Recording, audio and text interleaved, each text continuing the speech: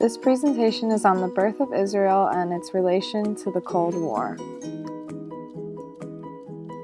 In 1917, scientist, statesman, and Zionist James Wiseman persuaded the British government to issue a statement declaring its support towards the establishment of a Jewish state in Palestine. This statement became known as the Balfour Declaration.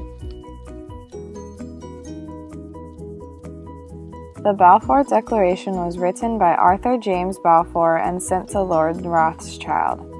The letter stated Britain's support towards a Jewish nation in Palestine. The statement was also Britain's payment to the Jews for their support in the First World War against the Turks. The declaration was ratified in 1922 by the League of Nations, thereby appointing British rule over Palestine. Feeling optimistic, the Jews started to immigrate to Palestine. By the 1930s, Arabs started to fear the growing Jewish nation.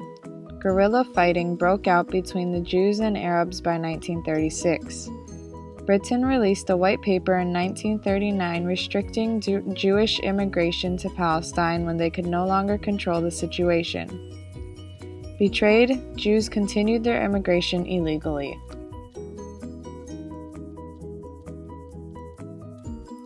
The United Nations was set in motion by Britain, anxious to be rid of the problem.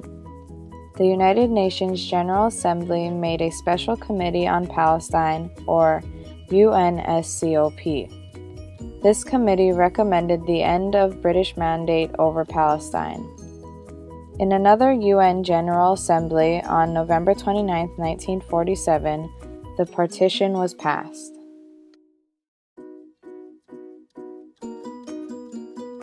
This partition was called UN Resolution 181. It created both a Jewish and Palestinian homeland. The area was divided into three entities: a Jewish state, an Arab state, and an international zone around Jerusalem.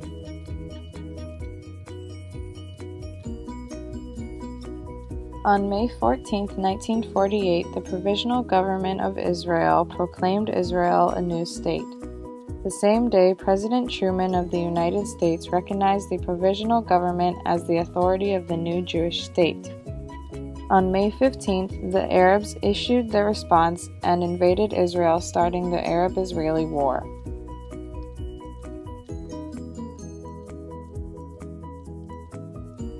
On May 8, 1951, President Truman met with Prime Minister David Ben-Gurion of Israel and Abba Eban.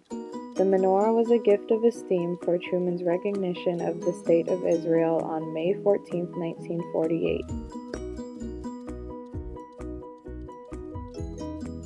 Started after the recognition of Israel as a state, the Arab-Israeli War lasted until the raising of the flag in 1967, signaling the end of the war.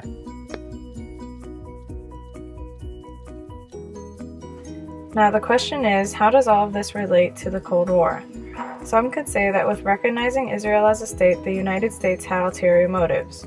Yes, the British had written the Balfour Declaration as a way to thank the Jews, but were the U.S. recognizing them as a way to keep the Jews on their side?